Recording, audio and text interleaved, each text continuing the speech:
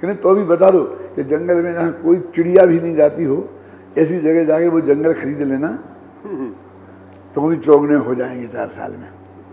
तो पास बहुत पूंजी है तो कुछ सोचने की जरूरत ही नहीं है। अब तुम कहते हो कि मेरे पास 500 रुपया है, अब बताओ मैं मुंबई में क्या चीज अच्छी मिलती है जो खरीद के लाऊं? क्यों? मैंने कहा मेरी मानोगे क्या? हाँ, कि सबसे पहले जाकर बंबई से वापसी का टिकट खरीद लेना, नहीं तो बेटा वहीं रह जाओगे। 500 रुपया क्या खरीदी और क्या नहीं खरीदी, क्या बात है इसमें सोचने की बातें क्या? अब हमारे पास 5 इंद्रियों वाला ज्ञान है, क्या जाने और क्या नहीं जाने ये समस्या है। क्यों? तो बौद्धों ने तो सीधा जवाब दिया क्या कि जो सामने आ जाए उसे जान लो। देखो उसमें जैसे मेरे पास 5 किताबें हैं और मुझे आप सबको भेंट देनी है। किताबें 500 हैं और आप 500 हैं, क्या करूं? 500 होती तो सोचने की जरूरत ही नहीं थी, ख्याल में ही ना।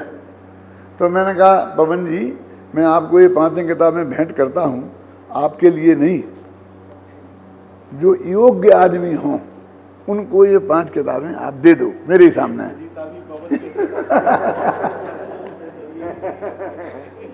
क्यों? तो इन 500 में वो 5 आदमी छांटना कितना कठिन है, क्योंकि 5 को तुमने बुद्धिमान माना तो बाकी को मूर्ख माना, ये घोषित कर रहे हैं।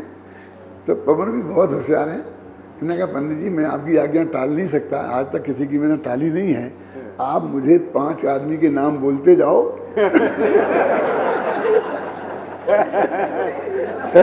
इतना होशियार तो हो ना।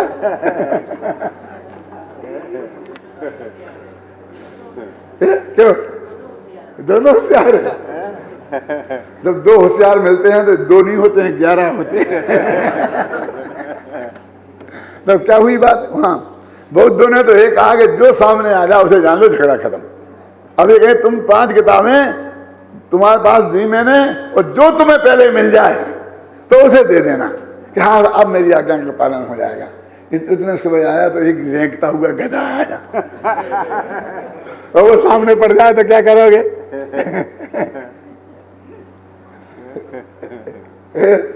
रेंगता हुआ गधा का मतलब गधा ही नहीं होता है, वो जो स्कूलों में गधे होते हैं ना जिनको वो बनाते हैं मुर्गा।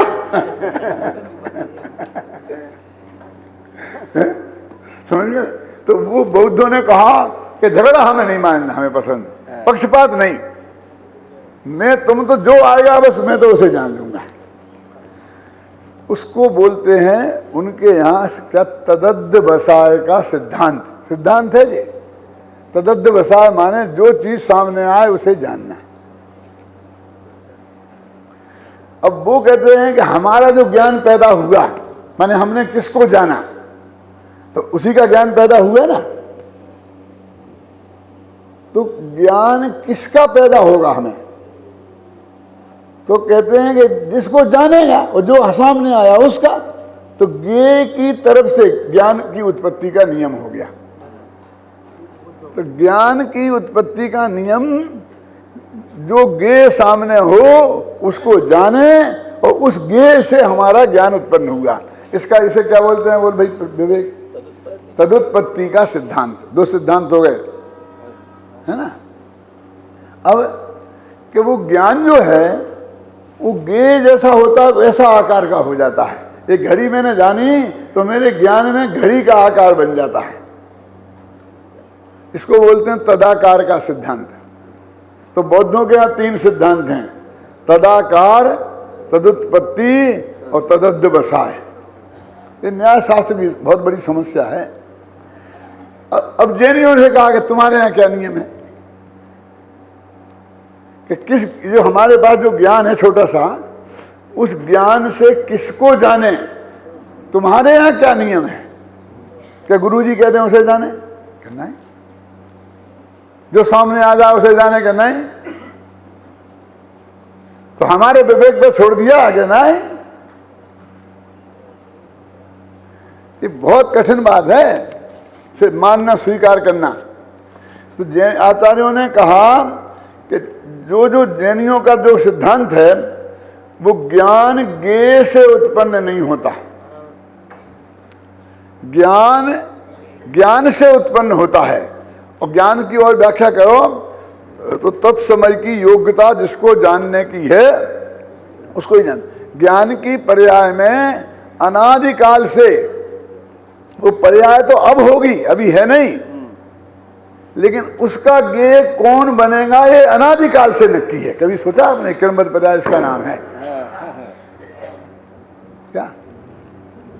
आप मेरी तरफ देख रहे हो और मैं आपके ज्ञान का ज्ञान बन रहा है। भगवान महावीर से पूछते तो वे बता सकते थे कि नहीं बता सकते थे? कितना बजकर कितना मिनट पर, माने 9:57 से भी कम, 53 मिनट पर आपके ज्ञान का ज्ञेय कौन बनेगा ये कोई महावीर भगवान से पूछता था तो वो बता सकते थे कि नहीं? बता सकते थे। इसका मतलब तब से नक्की है। और आदिनाथ बता सकते, तब से नक्की है। तेरे कहाँ माथा मारता है, कहाँ बोझा तेरे डोलता है? किसी पर का कुछ करने की बात तो बहुत दूर। मेरी ये ज्ञान पर्याय किसे जाने?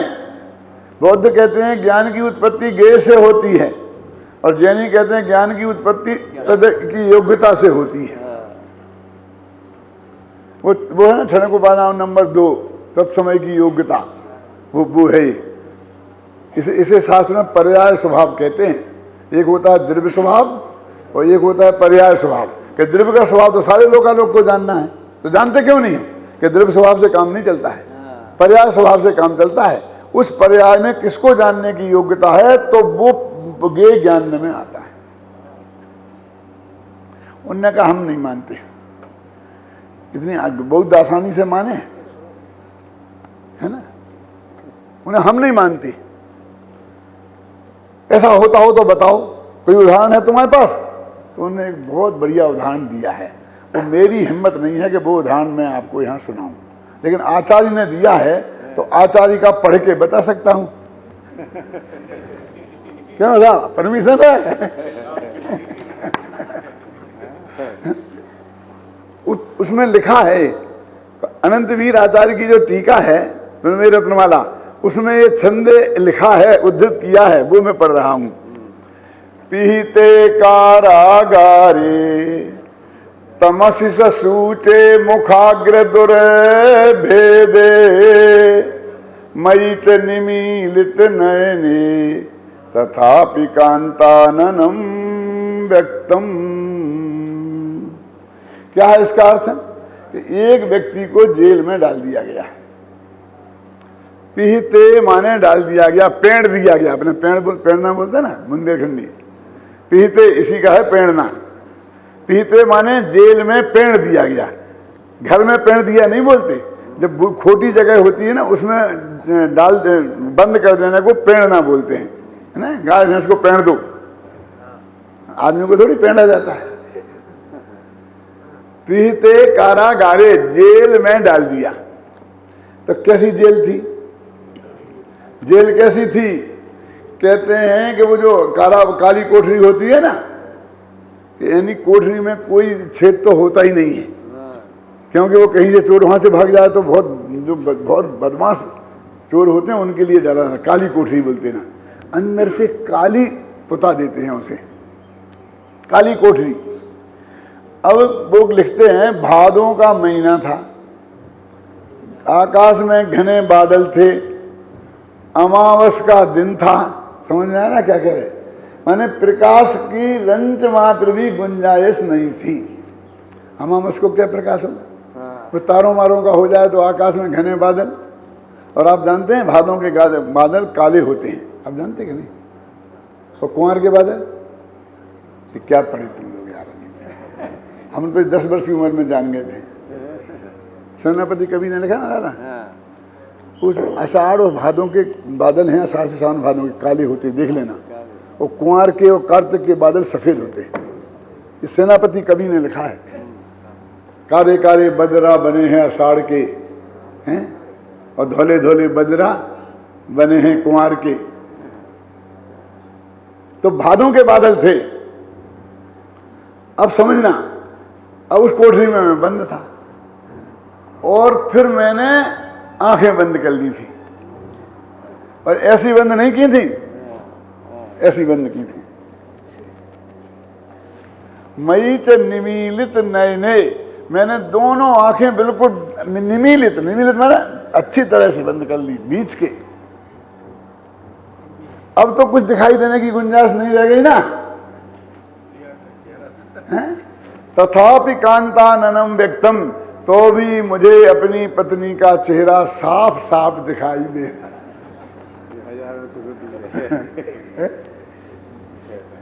बोलो, दिखता है कि नहीं दिखता है? क्यों कि ज्ञान की पर्याय की उस समय योग्यता अपने पत्नी के चेहरा देखने की है। ऐसा नहीं होता है कि आप सब मेरे सामने बैठे हैं और मैं आप में से किसी को ही नहीं देखूं और बंबई में बैठा मेरा परमात्मा लड़का उसको देखूं। ये हो सकता है कि नहीं हो सकता है? मैं बीरेंद्र जी कल नहीं आए थे आप प्रवचन में? कि पंडित जी क्या बात करते हो, आपके सामने तो बैठा था, हमें तो नहीं दिखे। चश्मा बदलो। चश्मा के बदलने से क्या होगा? समझ गया ना? तो ज्ञान की पर्यायगत योग्यता इतनी सुनिश्चित है, इसका नाम कर्मबद्ध पर्याय है। यानी तेरे माथे आचार्यों ने इतना भी काम नहीं छोड़ा कि तू इसे जान और इसे मत जान। कि शास्त्रों में तो उपदेश दिया है कि माताओं बहनों को गंदी निगाह से नहीं देखो, और चोरी ऐसे मत करो, ये मत करो, ये मत करो, बहुत लिखा है। चरणान योग की भाषा है। हाँ, व्यवहार नैनो कथन छे। अब गुरुदेव क्या जवाब देते इसका? सुनो, गुरुदेव क्या जवाब दे? उनसे कहते कि चरणान योग में तो ये लिखा है कि ऐसा देखो, ऐसा मत देखो, है ना? तो वे जवाब क्या देते हैं? बधी खबर छे, खबर छे। क्या मतलब? जवाब क्या हुआ कि हमें पता है कि अदंग अवतार में क्या लिखा है, और उसके बाद हम ये कह रहे तुम चुपचाप शांति से सुनो। क्या कि नहीं? ठीक गुरुदेव, आपको तो खैर खबर है ही सब, लेकिन काना के बधी खबर से हम कम मना कहते कि आपको कुछ खबर नहीं, सब खबर है आपको, लेकिन हजारों शास्त्र देखा छे, श्वेतांबरों का और दिगंबरों का, ये जवाब नहीं देते। क्या यानी ये तीन जो जवाब दिए बाबू भाई, इसका क्या अर्थ है? इसका अर्थ ये है कि हम जो ये कह रहे हैं कि तुम्हारे हाथ में इतनी बात नहीं है कि इसे देखो और इसे जानो, इसे मत जानो, ये बात हम और शास्त्र देखे बिना नहीं कह रहे। वो जो शास्त्र ये कहते हैं कि देखो, इसे देखो, इसे मत देखो, वे शास्त्र हमने अच्छी तरह पढ़े हैं, हजारों पढ़े हैं, कम नहीं पढ़े हैं। तुम हमारा माथा खराब करने की कोशिश मत करो, चुपचाप सुनो। तुम क्या समझ रहे कि तुम पढ़ के आए और हमें पता नहीं है? वो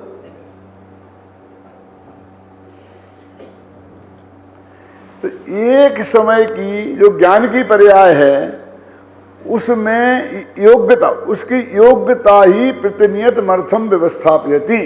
वो किस ज्ञेय को जाने, वो योग्यता इसका नक्की करती है। मैंने योग्यता में नक्की है क्या? अब तेरे को इतना भी नहीं करना है, ऐसी गर्दन हिलाना है। इसलिए अपने ध्यान की मुद्रा में गर्दन भी नहीं हिलाई जाती है। क्यों?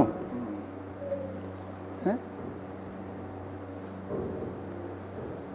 क्या किया जाता है ध्यान के मामले में? जब भी मैं बोलता हूं तब भी लोगों को बहुत अटपटा लगता है, और वो मेरे सामने वैसी चीजें लेके आते हैं कि जिनका उत्तर मैं गुरुदेव की भाषा में एक ही दे सकता हूं कि बधी खबर छे।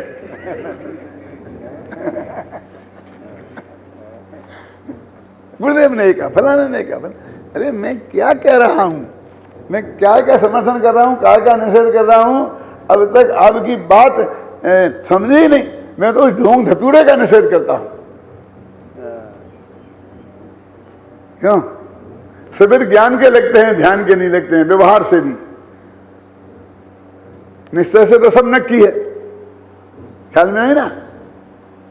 मैं वो बात करता हूं जो 4 ध्यान होते हैं, वो नहीं मानता हूं मैं। क्यों? अब की बार तो अन्ना जी ने मेरे पास अभी करीब 200 पेज लाके रख दिए हैं कि आप जाकर इसे अमेरिका में देखना। और मालूम क्या के हैं? ध्यान के सब। किस लोग बातें में क्या है, फलाने में क्या है, आपको फुर्सत नहीं है, तो मैंने निकाल के रख दिए, निकाल के रख दिए। और अब आपको इस पर किताब लिखनी है, और आप नहीं लिखोगे तो फिर मैं लिखूंगा। बड़ी खबर है, हैं? ये भी बड़ी खबर है। बड़ी खबर।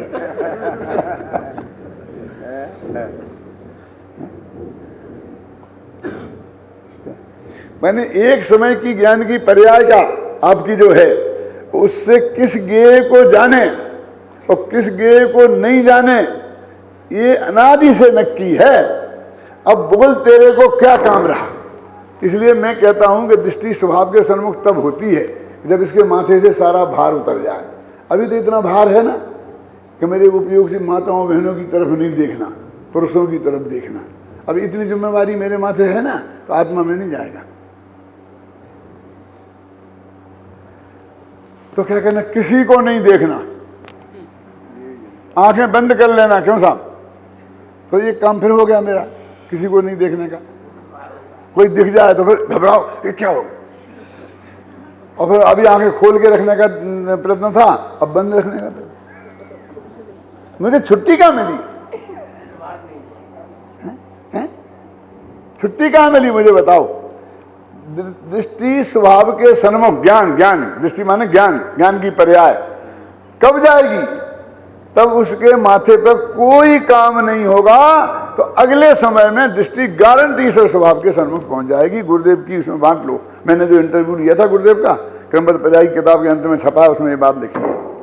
क्रमबद्ध पर्याय की श्रद्धा का फल दृष्टि का स्वभाव के सन्मुख होना है। ये वाक्य गुरुदेव का है। इतना सा भी भार क्या कि मुझे ऐसे देखना है, वैसे नहीं देखना है, तो क्या करें भाई? अब आप बता दो, ध्यान करें तो क्या करें? कि बता रहे ना, ध्यान करो माने कुछ नहीं करो। जैन धर्म करने का नाम नहीं है, नहीं करने का नाम है। तो ठीक है, आज से हम कुछ नहीं करेंगे। कुछ नहीं करो भी, कुछ नहीं करना भी मत करो।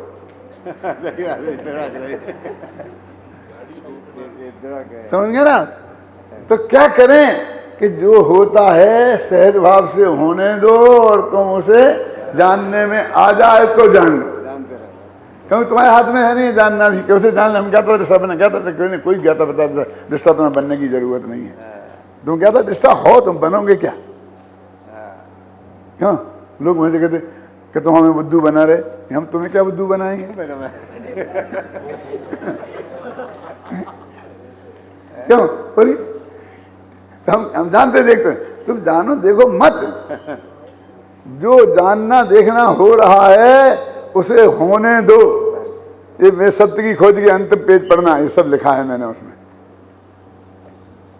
इतना भी भार क्रमबद्ध पर्याय को स्वीकार नहीं है। माथे पे इतना भार रहेगा तो दृष्टि स्वभाव के सन्मुख नहीं होगी, और ये भार उतर जाएगा तो फिर रीढ़ की हड्डी सीधी रखना, दृष्टि को नासा के रखना।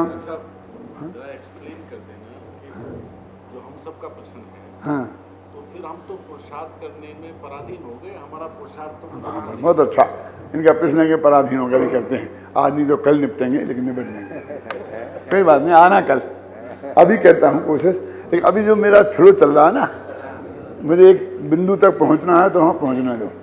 क्या कह रहे थे अपन? रीढ़ की हड्डी सीधी रखो। अब क्या करूं? अब रीढ़ की हड्डी को देखता रहूं, जानता हूं सीधी है कि नहीं है। कि टेढ़ी होगी तो खत्म हो जाएगा ध्यान। तो रीढ़ की हड्डी का ध्यान रखूं कि आत्मा का ध्यान करूं? मुझे बताओ। और ऊंट को तो फिर कभी समय दर्शन होगा ही नहीं। और ऊंट जैसे बहुत लोग भी होते हैं, मनुष्य गति में भी हो जाते हैं, कुबड़ निकल जाती है, तो उनको फिर आत्मा का संबंध दर्शन होगा कि नहीं होगा? हैं? बोलो। तो कौन होता है रीढ़ की हड्डी को सीधी रखने वाला और सीधी नहीं रखने वाला? तो हमें तो काम तो सौंप रहे हो और कह दो कुछ नहीं करो, कुछ नहीं करो, कि ये करो, ये करो। ये तुम्हारा जितना ये ध्यान के प्रयोग की बातें हैं, आप समझिए ना, वो नहीं करने वाली चीज को करने की भाषा में सिखा रहे हैं।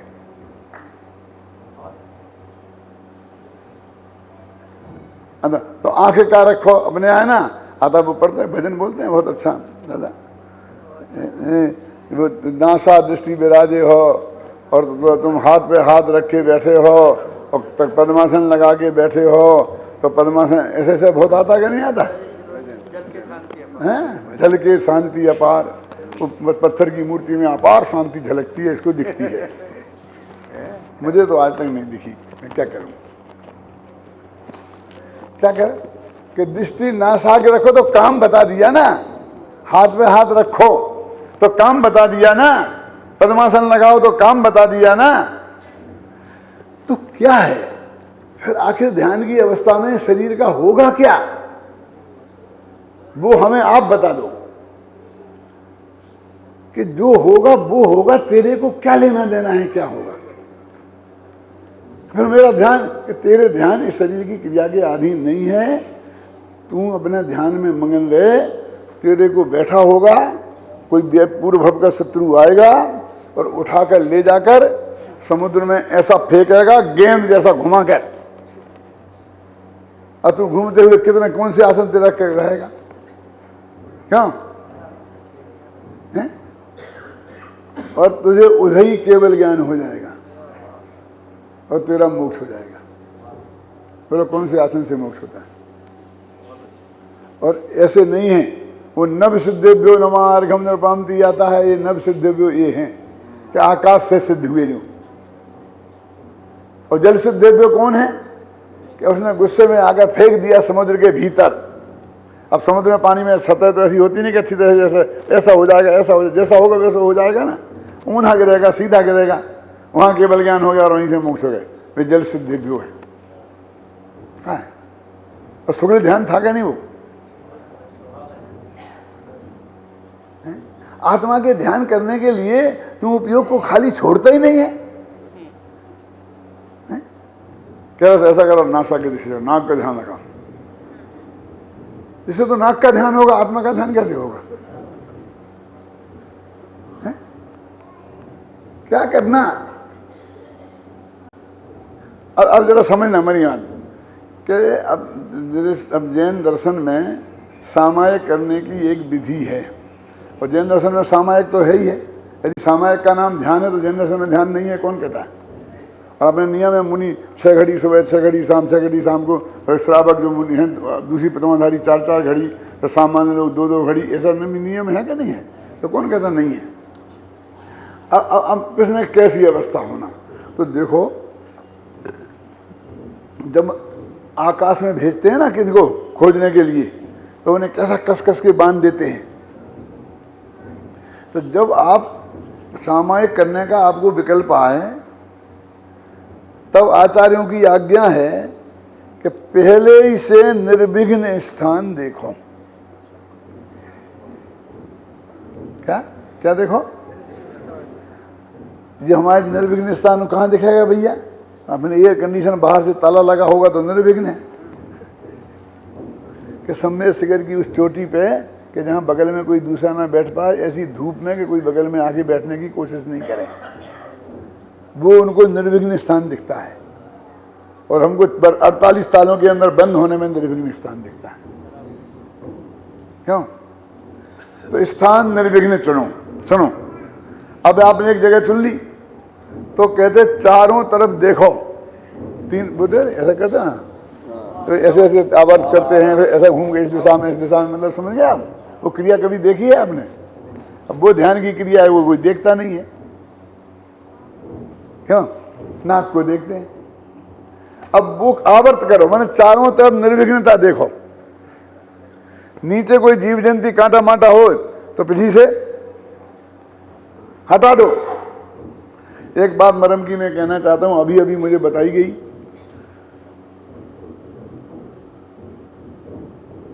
कि एक चींटी यहां पर जा रही है कि है, और मुनिराज को सामयिक में बैठना है, तो पीछे से चींटी को ऐसा नहीं कर सकते। ये आगम का आधार निकाल करके मुझे महीना भर पहले आचार्य विद्यानंद जी ने दिखाया कि पंडित जी देखो ये लिखा। अपन तो यही समझते कि इसी के लिए है कि जगह साफ कर लें। तो उन्होंने उसका उदाहरण दिया कि रास्ते में आप जा रहे हो और आपको वहाँ बैठना हो और वहाँ पर शेर बैठा हो, तो आप उसे हटा के बैठेंगे कि बगल से निकल जाएंगे? क्यों? क्योंकि वो तुम्हें खा जाएगा इसलिए, और इसे तुम खा जाओगे इसलिए तुम्हें इसकी कोई परवाह नहीं। डिस्टर्ब, नो डिस्टर्ब, उसे डिस्टर्ब नहीं कर सकते आप बगल से निकल जाइए। आप दूसरी जगह देखिए, लिखा था प्रमाण आचार्य का। फिर मैंने कहा भाई पिछी काय के लिए, अजय ऐसा ऐसा काय के लिए? तो उन्होंने कहा कि जो जीव दिखते नहीं हैं, देखने के बावजूद भी वे सूक्ष्म जीव भी हो सकते हैं, ख्याल में आया ना? तो उन जीवों को हटाने के लिए पीछे है। तो मेरे कहने का आशय ये है कि ये जो ध्यान की मुद्रा की बात है, उसमें सर्व कर्तृत्व के निषेध की बात है। तो सर्वद्र में पहले तो पर के कर्तृत्व का निषेध, फिर अपना शरीर अपना मानते उसके कर्तृत्व का निषेध, फिर अपने रागात्मक विकल्प होते हैं उनके कर्तृत्व का निषेध, फिर ज्ञान की पर्याय को किसे जाने और किसे नहीं जाने इस विकल्प का निषेध। इसलिए यहाँ ये कहते हैं भाई कि देखो कि वो क्रमबद्ध पर्याय का मतलब वो जो इतनी स्वीकृति कि मुझे अपने उपयोग में भी क्या देखना है और क्या नहीं देखना है, इस अभी माथे पे तेरे को बोझा नहीं होना है। इसको मैं और उदाहरण से कल याद रहेगा तो मैं कल आपको सिद्धांत से सिखा